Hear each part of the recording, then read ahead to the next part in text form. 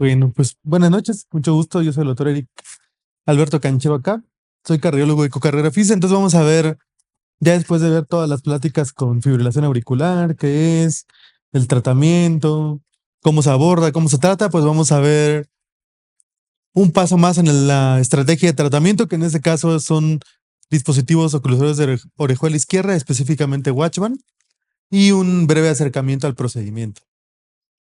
Entonces, a manera de introducción, pues la fibrilación auricular, un repaso breve de lo que ya había dicho el doctor Nicolás, es la arritmia más frecuente en países occidentales. Importante que se asocia con una gran mortalidad y mucha morbilidad cuando no hay mortalidad. Y se relaciona principalmente a la hipertensión arterial. ¿Y por qué es importante eso? Pues hasta la mitad de nuestra población mexicana tiene hipertensión arterial en pacientes mayores de 65 años. Aquí algo muy importante es que, a manera de repaso, el tratamiento no es solamente fármacos o anticoagulación o incluso el dispositivo oclusor. Bueno, ¿no? El tratamiento de la fibrilación auricular debe ser algo más, basándonos principalmente, enfocándonos en los factores de riesgo, como son, por ejemplo, la obesidad, la diabetes, la apnea del sueño, los pacientes que tenemos con insuficiencia cardíaca, e incluso el paciente con enfermedad pulmonar o enfermedad renal.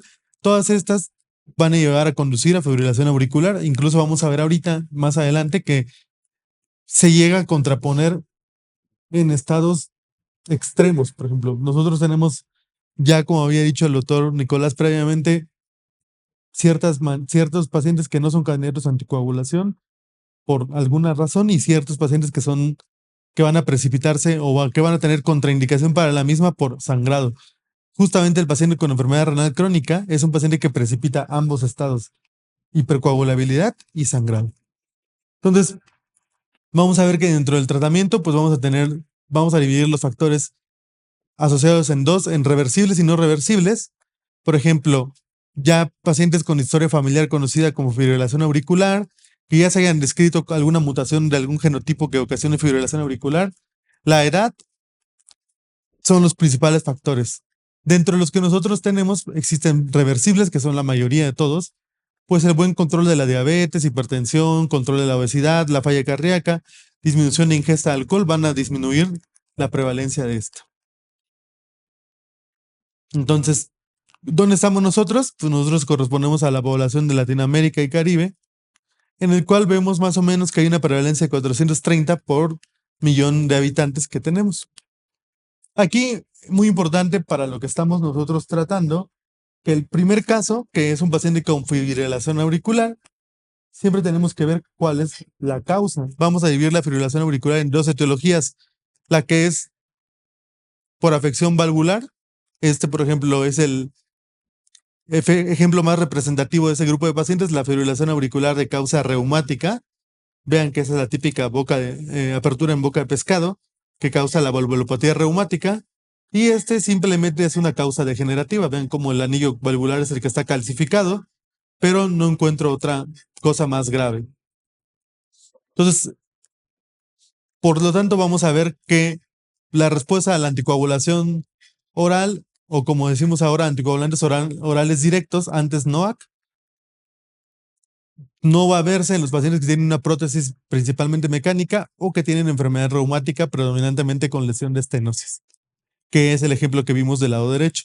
Entonces, el paciente que vamos a tratar nosotros es el paciente que no tiene estas dos enfermedades. Hay una enfermedad propia de la edad en la cual hay crecimiento importante de las aurículas por depósito por apoptosis de las células, por sustitución por colágeno, que se llama carreomiopatía atrial. Es algo que se ve mucho en la población mayor y puede verse, y la fibrilación auricular que se ve en otras valvulopatías, siempre y cuando no sean reumáticas. Esos son los pacientes en los que vamos a beneficiarlos de la anticoagulación y principalmente un dispositivo de oclusor de orejuela izquierda. Ahora, entendiendo la fibrilación auricular, creo que vamos a prestarnos en este punto que dice, el paciente lo vamos a tratar cuando tenga embolismo o mejor prevenirlo, ¿sale? ¿Por qué? Porque el embolismo es una presentación grave, generalmente es incapacitante para los pacientes y siempre y cuando hagamos un diagnóstico temprano podemos prevenirlo, incluso prevenir los eventos embólicos de manera temprana. Por eso nos estamos viendo en esta tabla nuevamente, en la cual vemos todos los factores modificables y que son a los que nos tenemos que enfocar. Señalo estos principalmente porque son muchos de los que dejamos pasar, los diagnosticamos de manera temprana. Por ejemplo, la apnea del sueño, por más que veamos al paciente que tiene un fenotipo muy típico de apnea del sueño, por lo general no lo enviamos a neumología o a hacerle un estudio del sueño, sino que lo dejamos pasar. Entonces, estos son los pacientes en los cuales hay que concentrarnos. Respecto a la detección, existen muchas herramientas. El Holter, que puede ser tanto de 24, 48, 72 horas, hasta por una semana. Existen dispositivos implantables como el Reveal, que puede que puede implantarse durante meses enteros y detectar la fibrilación auricular. Hay dispositivos portátiles para los pacientes sintomáticos. Esto también es muy importante, que esto nos va a ayudar a detectar a los pacientes que tienen taquicardias, que sienten la palpitación y todo. Este dispositivo se conecta al celular, ponemos los dedos en los botones y nos da un trazo eléctrico. Al final y al cabo no necesitamos detectar más que sea un ritmo irregular para detectar fibrilación atrial. Y más recientemente los dispositivos electrónicos de tipo smartwatch, de los cuales ya hay un estudio con varios de estos, los principales desde el Apple Watch 6, digo, ahorita ya vamos en la 9ª, 10ª generación, pero varios dispositivos ya han sido ampliamente estudiados. Aquí está el Cardia, que es el que mostré previamente, que todos ya tienen una evidencia y tienen una buena sensibilidad y especificidad para detectar la fibrilación atrial, especialmente los de marca Apple Watch y Samsung. Sale ahora el tratamiento de la fibrilación atrial. Antes de llegar ahí, pues ya cada vez vamos metiéndonos un poco más. Esa es una tabla tomada de la guía que salió hace unos días para el tratamiento de la fibrilación auricular, en el cual vemos que está esta estrategia que es CARE, tratar las comorbilidades, prevención de embolismos, que es donde nos vamos a concentrar. Y esto requiere un abordaje multidisciplinario de cardiólogo, neurólogo, asistencia por enfermería en la medida de lo posible, reducción de los síntomas por control de ritmo y frecuencia. Y aquí también es algo muy importante, ¿sale? Siempre que tengamos un paciente que tiene anticoagulación, va a ser muy importante ver si está tomando algunos otros fármacos. Si bien los anticoagulantes orales directos no tienen una interacción tanta como con muchos fármacos como sí lo tienen los antagonistas de la vitamina K, sí llegan a tener ciertas limitaciones. Por ejemplo, apixaban con carbamazepina, apixaban con rifampicina, apixaban con ketoconazol o itraconazol.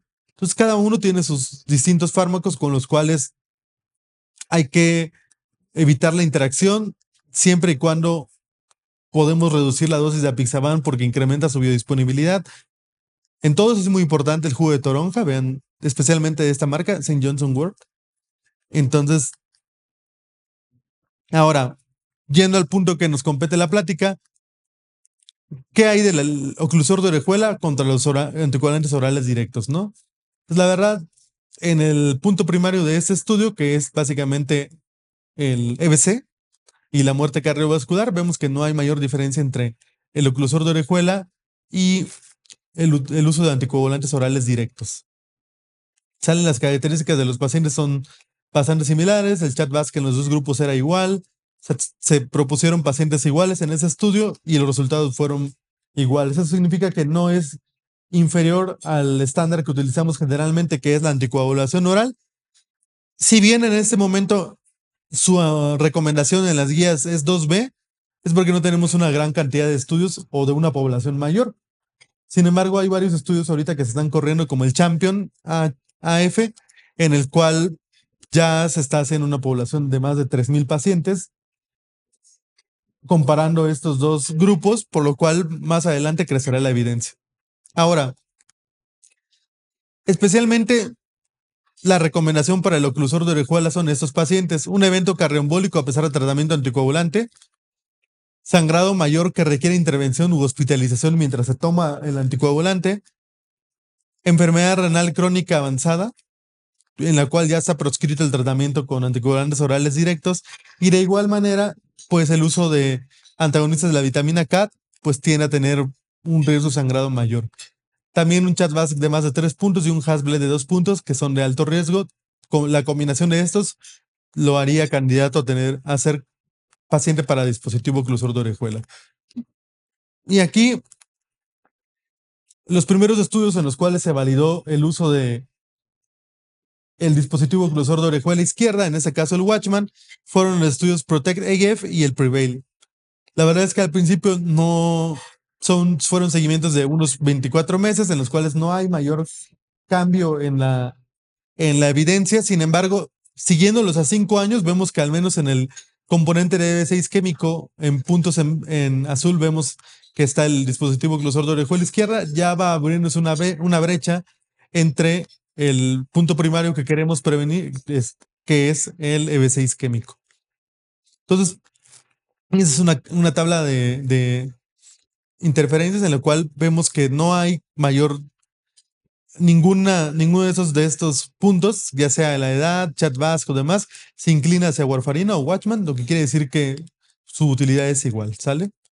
Aquí nos dice que aquí en este estudio, el Champion AF, que es el estudio que está corriéndose, es un estudio que se empezó apenas el año pasado. Se va a ver el componente primario de embolismo comparando las curvas de Kaplan y Mayer a 36 meses, comparando Watchman contra la terapia estándar, que es anticoagulación oral. ¿Sale? También es muy importante el paciente que tiene un riesgo intermedio, alto, lo cual lo vemos con la historia de sangrado, si tiene o no trombosis o eventos trombóticos a pesar de la anticoagulación oral directa y algún otro procedimiento concomitante, ¿no? Por ejemplo, en varios estudios ya se está viendo el beneficio que no hay mayor sangrado, mayor complicaciones si al hacerle ablación o aislamiento de las venas pulmonares al paciente, ahora sí que de paso le dejas el dispositivo oclusor, se implanta el dispositivo para prevenir eventos embólicos. No hay mayor sangrado ni mayor cantidad de complicaciones que el hacer ambos procedimientos por separado. Entonces, lo cual es una evidencia mayor. Es un algoritmo de cómo debemos tratar al paciente, ¿no? Identificar al paciente con FA o alto riesgo de stroke, que es por el CHA2DS2, y ver qué tanto es el riesgo de sangrado. Si es un riesgo bajo por la escala de Hasbled, pues entonces le dejo anticoagulación y vigilancia. Si el paciente tiene alguna de estas falla en la adherencia, no quiere tomar el anticoagulante oral, que eso es algo que antes no se marcaba en las guías. El paciente que por alguna razón en Estados Unidos es muy común que el paciente llegue y diga, tengo fibrilación auricular, pero a mí me gusta ir a esquiar, me gusta hacer un deporte de alto impacto y no quiero el anticoagulante oral, quiero que me pongan un dispositivo oclusor de orejuela, es válido. ¿Sale? Y también se presenta un sangrado que es como un poquito repetitivo, pero son las indicaciones principales, ¿sale? Entonces, en estos casos vamos a proceder a implante del dispositivo oclusor de orejuela izquierda, pues se refiriéndonos a un centro de implantación, ¿sale? En el caso del anticoagulante, siempre es muy importante tomar esta, que es Action, para valorar cuál es la etiología del EBC, generalmente es SFA, si el paciente puede tener anticoagulación, cuáles son las opciones terapéuticas que tenemos, si tiene interacciones medicamentosas, que es lo que antes no se mencionaba, porque creíamos que los anticoagulantes orales directos nada les afectaba, pero ya vimos que tienen cierta interacción con algunos fármacos. Si tiene otro factor de riesgo para stroke o muerte, que ahorita vamos a ver un ejemplo de ello, y cuáles son las estrategias disponibles, ¿sale? Si en 12 meses el paciente tiene un cambio en esto, también va a ser un paciente que sea candidato a dispositivo oclusor, ¿sale? Entonces, a manera de repaso, pues todo lo que ya dijimos, el paciente que no tiene adherencia, que prefiera incluso el implante del dispositivo es candidato. Sale a manera de resumen, aquí está, miren. Un paciente que tenga EB6 isquémico a pesar de tratamiento con anticoagulación oral y que esta hubiera sido óptima, que no fuera isquémico, pero que desarrolló un EBC hemorrágico, también es una contraindicación para los anticoagulantes directos, que haya tenido una angioplastia coronaria con implantación de stents y que requiera doble terapia antiplaquetaria por el riesgo de sangrado que se incrementa abruptamente al combinar anticoagulación oral plena más doble antiplaquetario, que no es igual al esquema que utilizamos con un paciente con cardiopatía isquémica y que tiene una intervención compleja, que la anticoagulación es a dosis bajas. Entonces, estas requieren anticoagulación óptima. Que tenga un trombo en orejuela izquierda a pesar de anticoagulación, que vaya a ser sometida a una intervención de electrofisiología. Vean, esta es una indicación que no estaba antes marcada. Por ejemplo, un aislamiento de venas pulmonares o una arritmia, casi siempre la indicación nueva es, o lo que es la tendencia actual es, si le voy a hacer un procedimiento de ablación de venas pulmonares, de una vez hacer el implante de dispositivo oclusor. Pues por los demás cosas que conlleva la fibrilación auricular propiamente.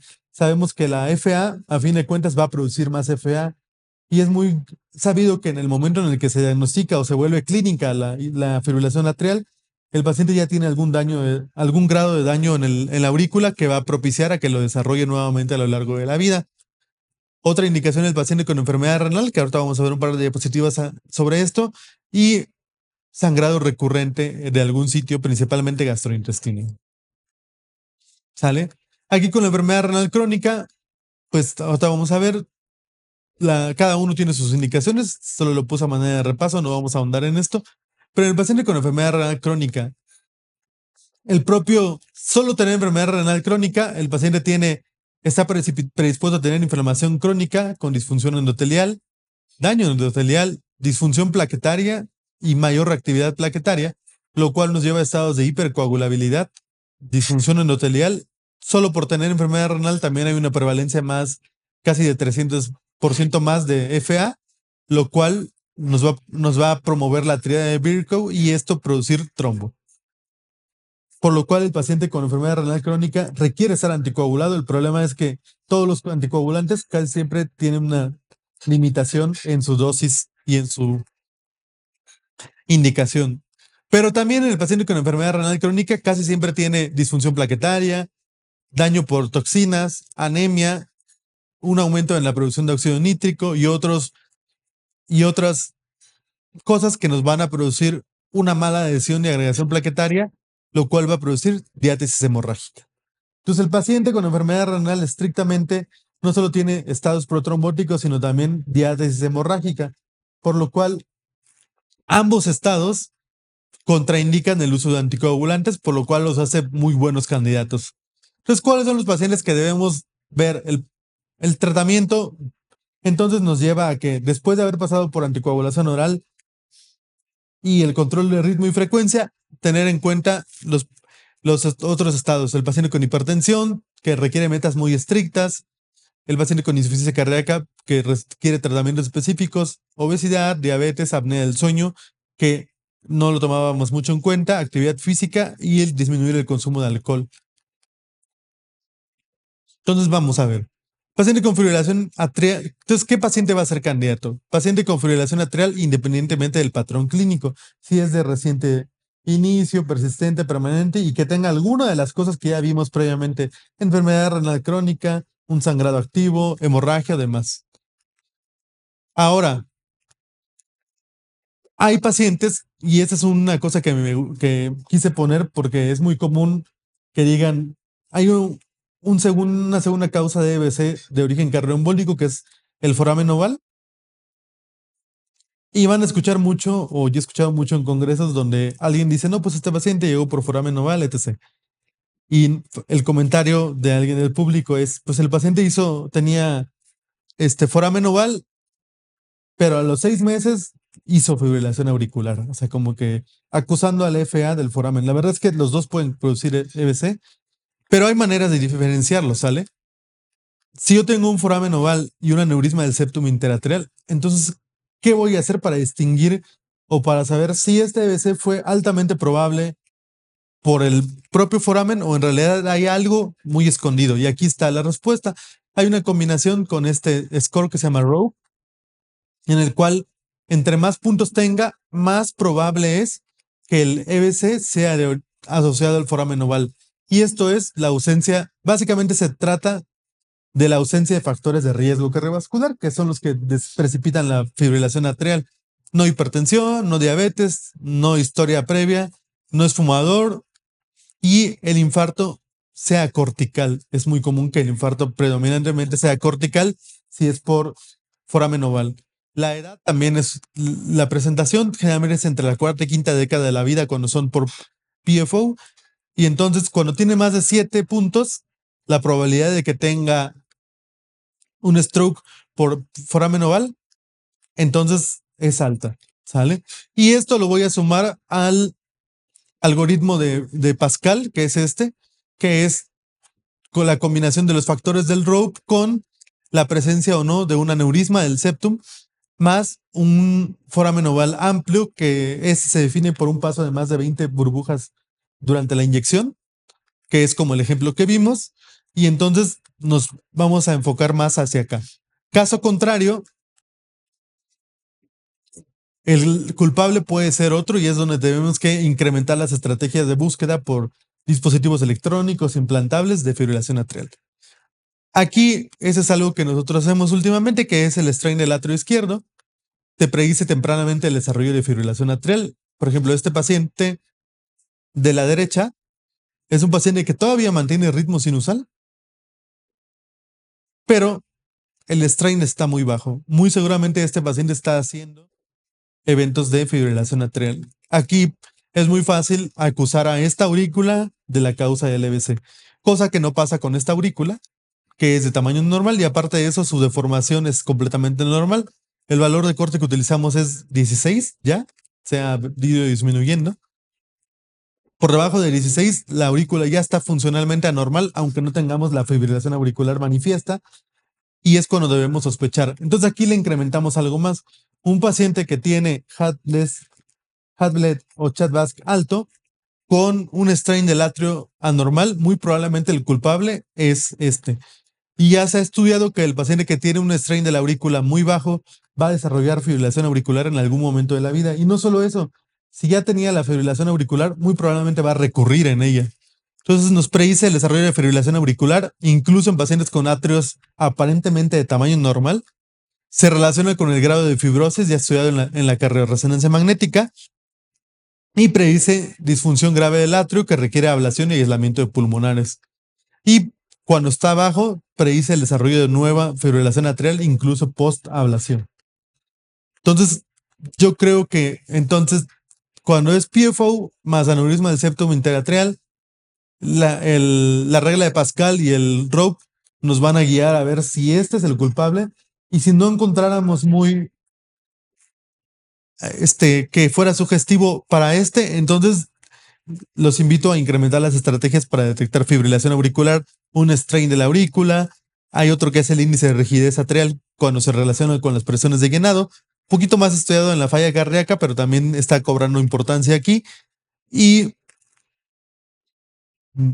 ya ha sido estudiado, miren, el uso de strain para predecir arritmias atriales recurrentes después de una ablación. Cuando estamos, cada estudio van a ver un valor diferente, lo que se acepta ahorita es 16. Entonces vamos a ver de la anatomía, viendo que funcionalmente ya tenemos muchas cosas que podemos evaluar para ver qué paciente va a recurrir o no en fibrilación atrial. Ahora vamos al motivo de la plática, que es la orejuela izquierda, ¿sale? La orejuela izquierda es un apéndice que se encuentra en la pared lateral del atrio izquierdo, ¿sale? Aparte de estar ahí, antiguamente creíamos que era como un apéndice, como el apéndice que tenemos secal, que no tiene una función, pero la realidad es que sí tiene funciones endocrinas, produce el 25% de la adiponectina. Si le preguntaran a alguien dónde se producen los péptidos natriuréticos en el corazón, se producen en la aurícula izquierda, al menos el atrial. Entonces tiene una función endocrina, no es solo algo que está ahí y no sirve de nada. Tiene varias fases de llenado, una fase de llenado temprano, una fase de entrada y una fase que hace una función simétrica al atrio. Guarda relación con varias estructuras anatómicas. Para fines del dispositivo o para fines de complejidad, antiguamente se describían muchos patrones, que la alita de pollo, el cactus, la coliflor, bla, bla, bla, el ala de viento. Y mientras más buscan, más morfologías van a encontrar, ¿sale? Pero actualmente definimos así: morfología simple, morfología compleja, nada más. Sale el paciente que tiene morfología compleja, es el paciente que tiene una lobulación central. Ahorita vamos a ver una orejuela y les voy a decir cómo es la lobulación. El ángulo hacia algo que se llama ligamento de Marshall, que sea más de 90 grados, que tenga lóbulos múltiples tempranos, un diámetro entre 17 y 31. Con los dispositivos nuevos se acepta 14 hasta 34.5 y que tenga trombo activo. Entonces, esos hallazgos se consideran de complejidad, lo cual no es una contraindicación para hacer el procedimiento, pero sí se requiere vamos a decir, como que un poco más de adiestramiento para poder lograr el implante en estos pacientes. Sale, la orejuela va a tener cuatro principales, vamos a decirlo, puntos, el cual es uno arterial cercano a la arteria circunfleja, uno venoso que es hacia la cercanía de la vena pulmonar superior izquierda, uno hacia la válvula mitral y uno que es como su pared libre, ¿sale? Entonces es un cuadrado básicamente. La orejuela izquierda se valora en el ecocardiograma transesofágico, se ve más o menos así en las distintas vistas que le evaluamos, que son a 0, 45, 90 y 135 grados, ¿sale? Siempre vamos a ver en la cercanía, vamos a decirlo, lo que más vemos es su segmento arterial, que es el de la orejuela, el de la arteria circunfleja, que se alcanza a ver aquí como un punto. Esta referencia anatómica es muy importante y probablemente es la más importante de todas porque el dispositivo siempre, en la mayoría de ellos tenemos que cuidar su cercanía hacia la orejuela, hacia la arteria circunfleja. ¿Sale? La medición requiere dos cosas. Identificar esas estructuras, la arteria circunfleja y el ligamento de Marshall. El ligamento de Marshall, como ya mencionamos en ocasiones, el ligamento Marshall es lo que divide la orejuela de la vena pulmonar, que sería esta. Es muy importante esta comunicación, esta continuidad, porque durante el procedimiento nosotros dejamos una guía para poder hacer el intercambio y pasarlas. Para el implante vamos a utilizar la vena pulmonar superior izquierda. La medición se hace así.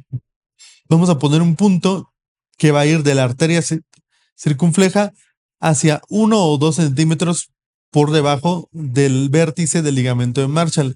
Esto es variable porque van a encontrarse con ligamentos de Marshall que son muy grandes. Eso es una anatomía compleja. Incluso ligamentos de Marshall que estén así, que formen un ángulo en 90 grados acá y que eso también pueda llegar a complicar el implante. Para definir 1 o 2 centímetros, cada punto que hay de aquí a acá es 1 centímetro. Entonces, por lo general es entre 1 y 2 centímetros. El punto primario sería de aquí a acá o de aquí hacia acá. Yo elegí esta medida. ¿Por qué elegí acá? Porque tiene un lóbulo accesorio tempranamente. Lo que queremos es que el dispositivo ocluya este lóbulo. Y en cambio, si lo dejo acá, si elijo 2 centímetros, lo dejo aquí abajo, este lóbulo también puede formar trombos, entonces no le estaría curando nada, ¿va? La siguiente medida es a 45 grados. Hicimos lo mismo, vean, 1 centímetro por debajo del Marshall, intentando cubrir este lóbulo para el implante. Es muy importante tomar en cuenta que el tamaño de que es de esta primera medida, no puede ser más corto que la profundidad, que es esta. Cuando la profundidad es mayor que la medición inicial, el dispositivo no se puede implantar, al menos el Watchman.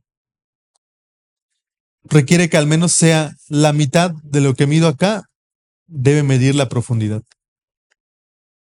Esa es la vista en 90 grados. Vean aquí cómo tiene como esta curvatura la orejuela. La verdad es que no es mayor problema. Y la última vista de los 135 grados. También esta la realizamos un poquito aquí, tomando en cuenta que esto sigue siendo orejuela. Nos metimos como un poquito más de 1 centímetro. Y elegimos este sitio como en un vértice porque aquí justamente es donde se abre el dispositivo, quedando ocluido todo el resto. Esta es la misma orejuela en una vista tridimensional. Aquí está la vena pulmonar superior izquierda. Y igual aquí podemos ver la arteria circunfleja. Estamos hablando de anatomías complejas. ¿Cuándo voy a ver una anatomía compleja? Eso es lo que les decía hace rato. Vean, esta orejuela es muy chiquita. Si tomo en cuenta que yo debo implantarlo a 1 centímetro de profundidad, vean, de punto a punto es 1 centímetro, o sea que yo lo debería implantar desde acá hasta acá en este espacio. Esta orejuela es muy pequeña. esta orejuela no es susceptible de cierre con dispositivo Watchman al menos. Otro punto que le da complejidad al procedimiento es esta angulación que hace el Marshall. Vean, aparte de ser un ligamento Marshall muy prominente y muy grande, genera una angulación aquí. Vean, sale que es como de 90 grados. Eso también puede llegar a dificultar el implante, más que nada por cómo se va a colocar. Esto, esa de aquí es la misma, esas dos vistas son iguales. Pero vean aquí cómo esta orejuela tiene muchos lóbulos desde manera temprana. Aquí el objetivo sería ocluir todos los lóbulos.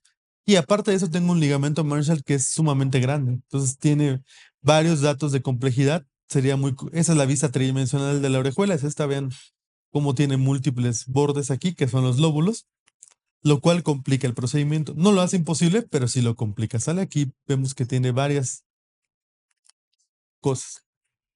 Contraindicación definitiva, aquí sí, miren, la presencia de trombo. Ese es un trombo en formación, ese es un trombo formado en el cuerpo de la orejuela y ese es un trombo también no solo formado, sino es un trombo crónico. Este podría ser que se le implantara un dispositivo oclusor.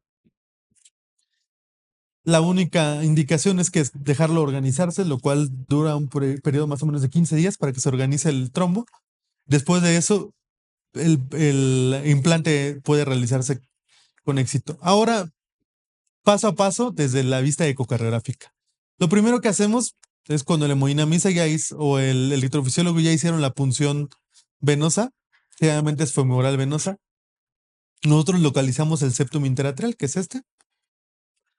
El septum interatrial tiene un segmento superior y un segmento inferior. Nosotros vamos a intentar ubicarnos ubicar al implantador para que esto que ven acá, que es la aguja de punción que va bajando en el septum, quede inferior. Esto es un poquito a gusto del implantador. Hay gente que le gusta la posición medial-medial. Lo que dicen los libros es que se haga un poco inferior y posterior, posterior a la aorta. Esa es una vista de Explain. Aquí vemos la aorta. Ese es lo más cercano a la aorta, es anterior y posterior es alejado de la aorta. Lo ideal es así, más y un poquito menos inferior respecto de la fosa oval y posterior. Una vez que se realiza esta punción, ya estamos del otro lado, corroboramos posición. Aquí ya ven que pasan burbujitas, quiere decir que ya estamos del lado izquierdo del corazón. Enseguida vamos a ir a ayudar al que el operador de intervención se ubique en esta, que es la vena pulmonar. Si vemos aquí, hay imágenes que producen sombra, que es la guía.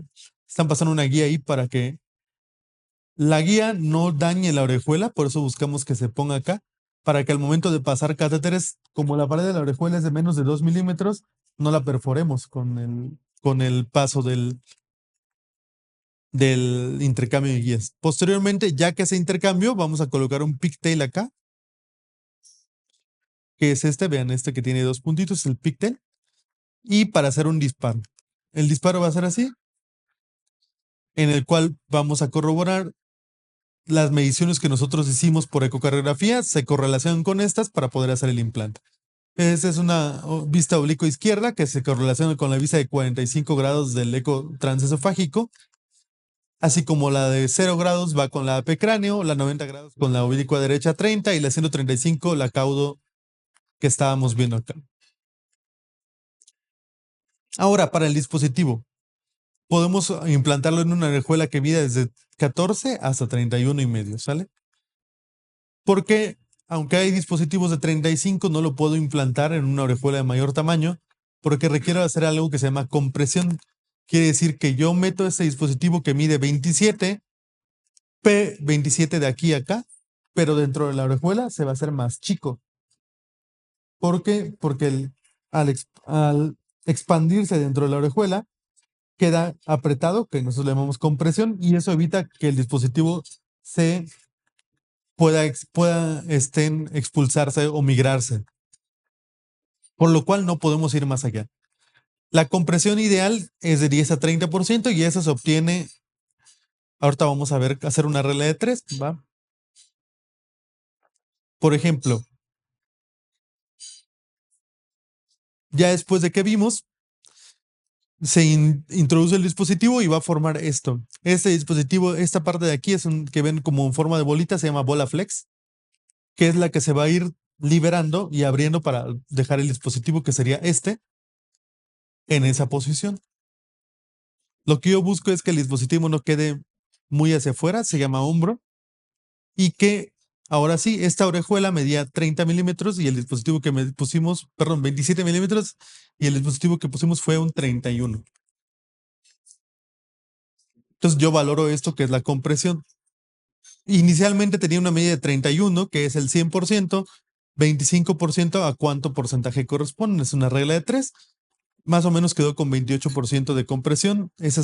Y la compresión se valora en todas las vistas de 0, 45 grados, 90 grados. Aquí tiene un hombro muy prominente, con que no sea más de 12 milímetros no pasa nada, y que no tenga fugas.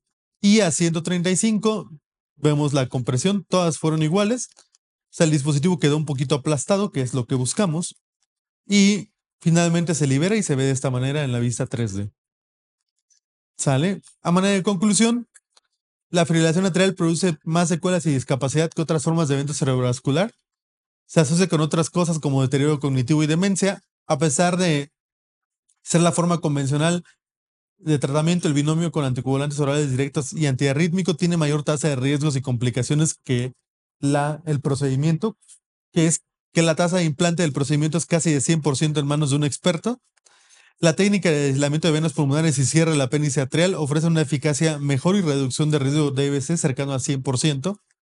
Y las técnicas de imagen como el strain atrial, así como otras como monitoreo ecocardiográfico, Apple Watch, Cardia Device, ofrecen una opción de detección temprana. ¿Va? Muchas gracias. Bueno, ¿alguna pregunta?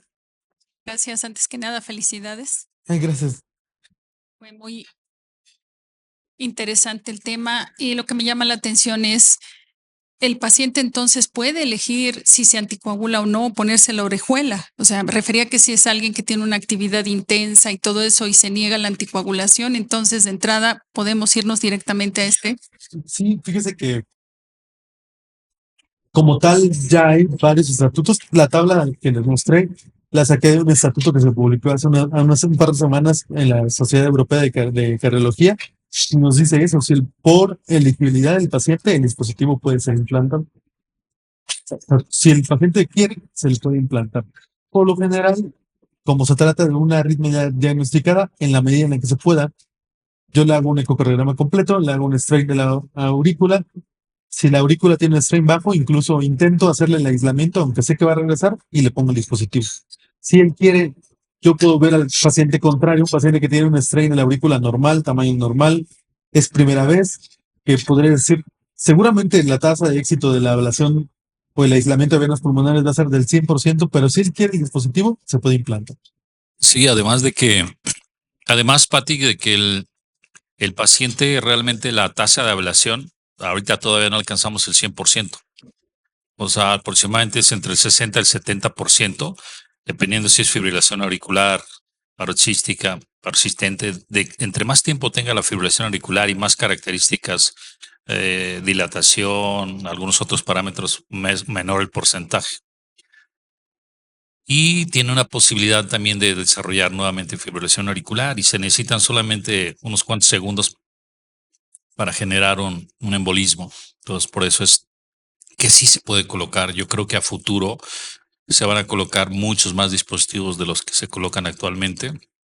Y a pesar de que la ablación pulsada, que es la que viene ahorita, te lleva la tasa más o menos al 80%, o sea, te da hasta un 20% más de posibilidades de éxito, pero aún así te queda un gradiente ahí del 100%, que es de 20%. Entonces, y bueno, nosotros lo hemos visto, pacientes anticoagulados sangran, o sea, desgraciadamente la terapia todavía no está muy bien difundida. Los pacientes no los conocen, los médicos no todos la conocen y obviamente que también el costo muchas veces se van por eso, ¿no? El costo es alto aparentemente, pero si te das cuenta realmente lo que cuesta el dispositivo y si te das cuenta las complicaciones son muy bajas actualmente ya con todo lo que se ha aprendido, La ecocardiografía es importantísima para poder hacer un implante adecuado. Por ejemplo, es que pues ahí yo le vi un poquito de hombro, pero tiene cierto porcentaje digamos, que puedes permitirle tener ese hombro. Y eso hace que la terapia pueda ser más factible, menos complicaciones, menos caras. Si tú anticoagulas al paciente, tarde o temprano tiene sangrado. Nosotros hemos tenido pacientes que sangran y ahí corre después todos al hospital.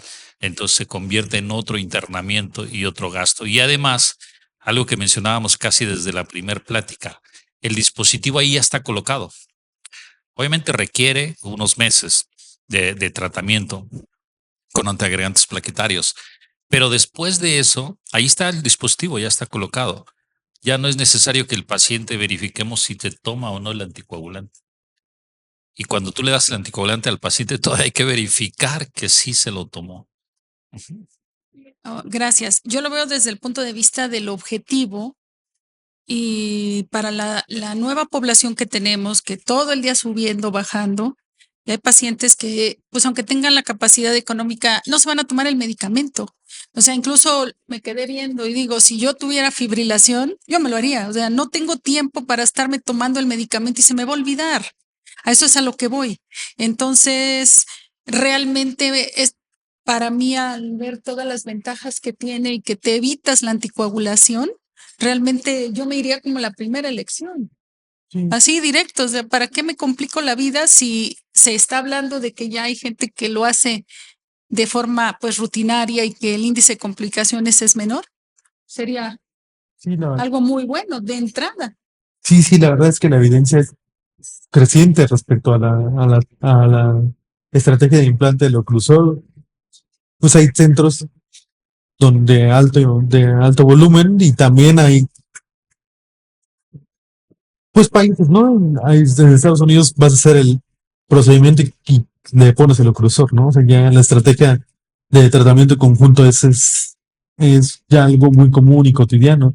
Aquí también hay centros en México que tienen ya experiencia en el tratamiento doble. Y como todo, ¿no? Al principio quizás complicaciones, pero ya cuando ya tienen una curva más avanzada, pues la tasa de complicaciones es muy rara. Es muy raro ver les podría decir que tal vez de los que he asistido, una vez he visto un derrame pericárdico que se resolvió en el momento.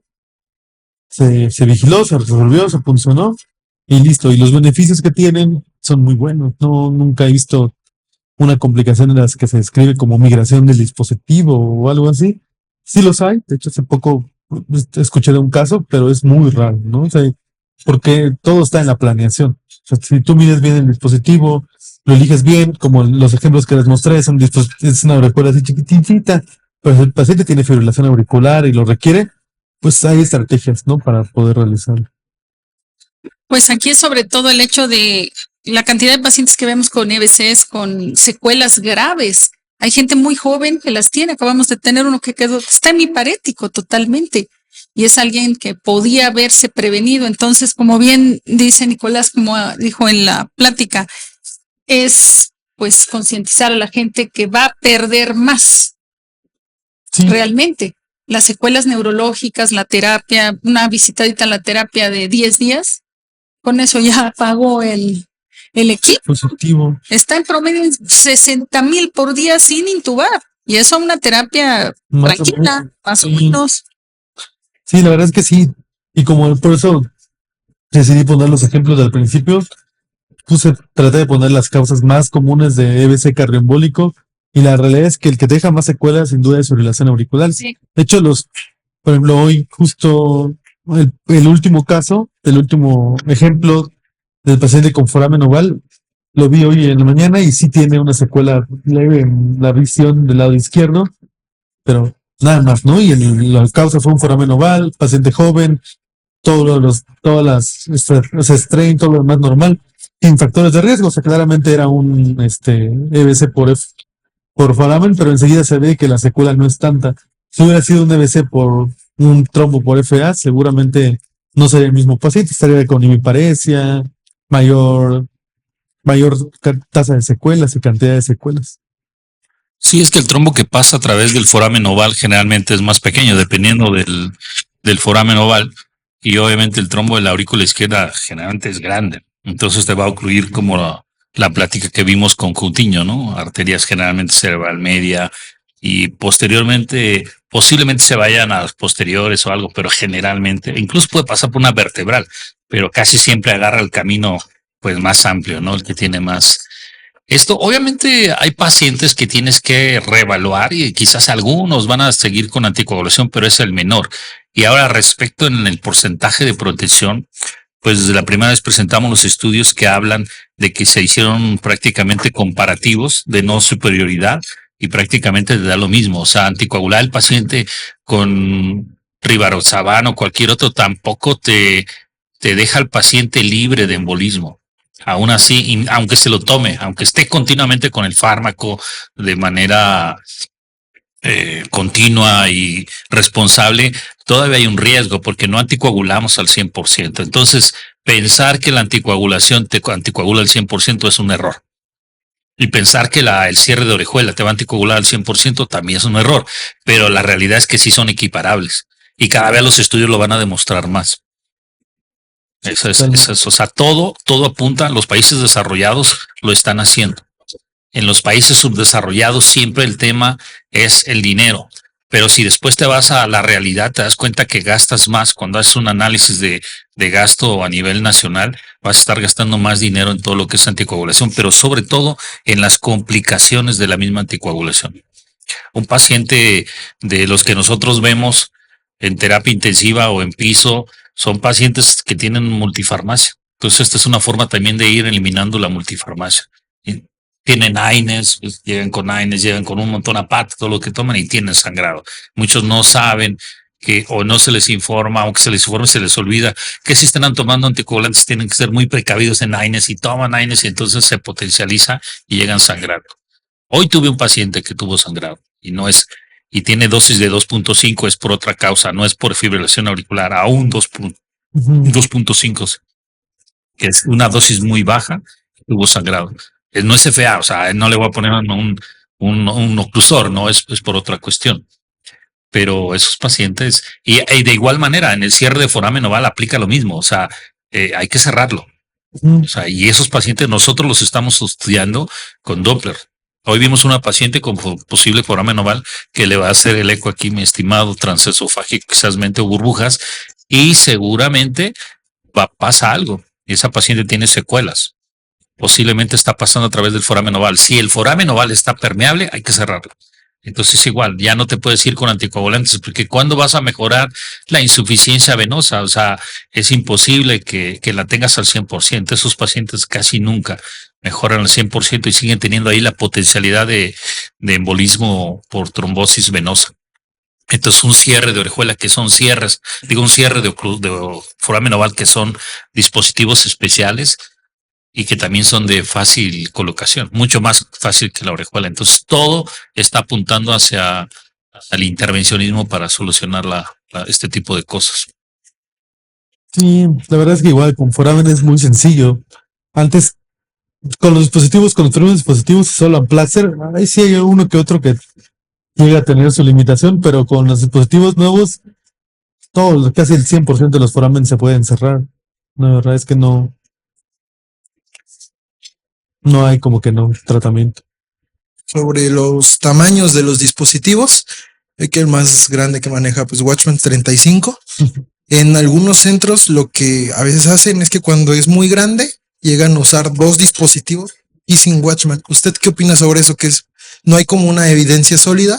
Pues no, pero lo que hay es reporte de casos. Es raro ver una orejuela grande, sí, orejuelas aneurismáticas, pues.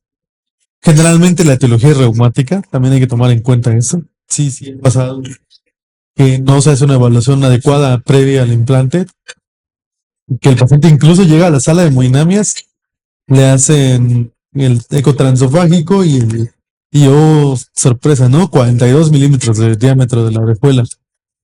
Pues no, y era reumática, ¿no? Casi siempre son reumáticas. Si llega a ser, sí está escrito como casos, muy pocos, un desarrollo espontáneo de un aneurisma en la orejuela, pero es raro. Y sí hay como el Kissing Watchman, pero se requiere como alguien que sea un experto implantador en ello, ¿no? No. También está muy bien descrito que tiene una mayor tasa de fugas. A futuro, casi el 30% de estos que se han hecho requiere un cierre o una fuga en el Watchman. Se les pone un coil o algún otro dispositivo para cierre de fugas. Lo que queremos es un sellado del 100%, y eso sí es muy difícil al implantar dos dispositivos, principalmente por la anatomía que tiene el dispositivo, ¿no? No es, sí llega a tener una tasa de fuga más alta hacerlo así, pero sí se ha hecho. De hecho, la nueva generación ya viene con 40. Viene más grande, justamente pensando en esos casos, pero son muy poquitos los pacientes que van a tener ese diámetro de la orejuela. Pero totalmente de acuerdo con el doctor Canché. O sea, tú colocas dos, no tienes la anatomía para poner. Son ovalados ambos, se comprimen, pero no tienen toda para que te puedas. Sobre todo la fuga está en el inter. Y si tienes fuga, no te va a epitelizar ahí. Entonces, forzosamente lo tienes que comparar o sea, arreglar con un coil. Y creo que es complicarse la vida. Yo creo que más bien tienen que ser más grandes. Ajá. Y obviamente tienes que tener un manejo altísimo de volumen, pero siempre en las nuevas estrategias siempre hay complicaciones. O sea, realmente yo iría por uno más grande. Y obviamente lo que dice el doctor Genche es cierto, están subevaluados a veces los diámetros. O sea, el paciente puede estar deshidratado cuando lo hicieron. Puede estar que no está bien hidratado o está muy vasodilatado. Entonces tienes una orejuela aparentemente más pequeña. Entonces, cuando el anestesiólogo le está dando el tratamiento, tiene que hidratarlo bien también. Juanito, buena hidratación. Para que tengas una medición adecuada, sobre todo objetiva. Y luego en terapia, cuando están manejando ya en el implante, también esos pacientes tienen que estar bien hidratados. El anestesiólogo que está ahí también tiene que pasar suficiente volumen para que te dé el diámetro adecuado, porque si no, también puede quedarte mal y la compresión no va a ser adecuada. Si está muy hipotenso, mal hidratado, el paciente te va a hacer aparentemente una más pequeña. Cuando lo hidratas, se abre, el porcentaje de compresión va a ser menor y puedes tener fugas. O sea, por eso yo siempre he dicho, los implantes de orejuela, hoy por hoy, yo prefiero que esté el ecocardiografista. O sea, sé quién hace, que lo quiere hacer con ICE.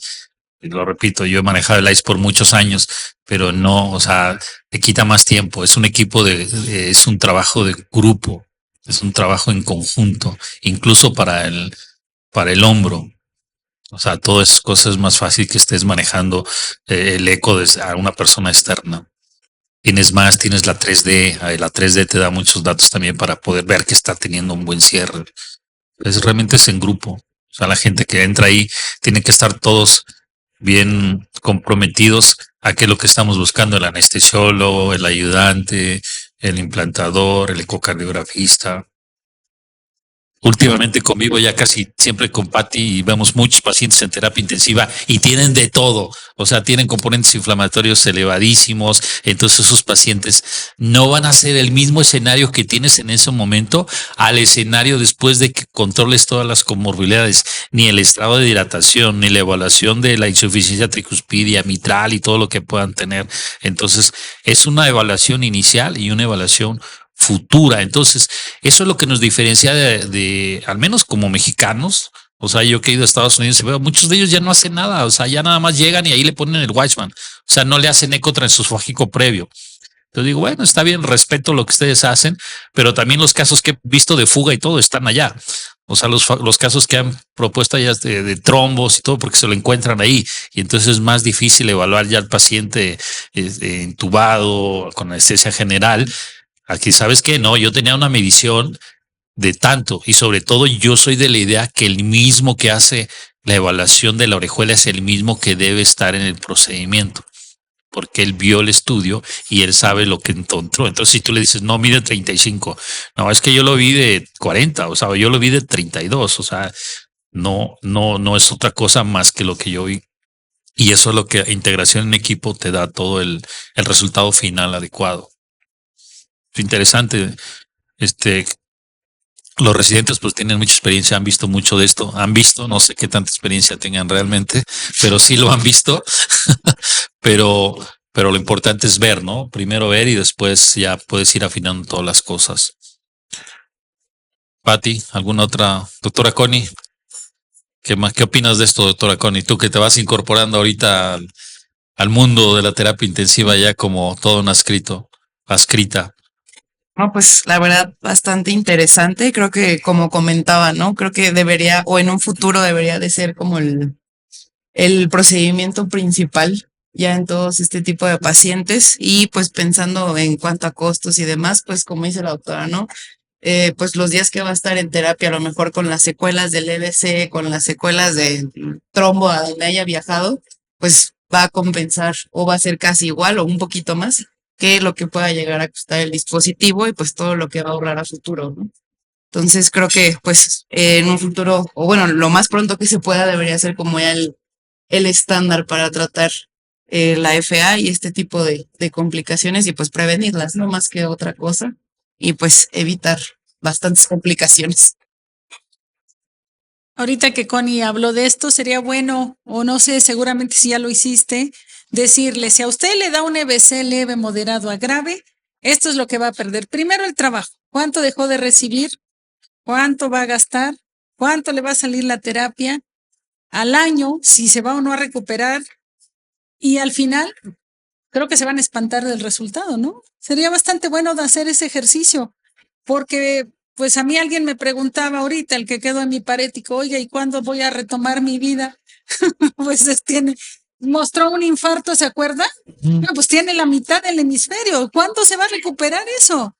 No, pues ¿No? a menos que sea no dominante, pero Entonces, es la forma como explicarles a todos ellos, más toda la terapia y todo lo que les queda por dar. Creo que es lo más catastrófico esto, ¿eh? Los EBCs vasculares isquémicos. pues, bueno, pues muchas gracias a todos por haber venido.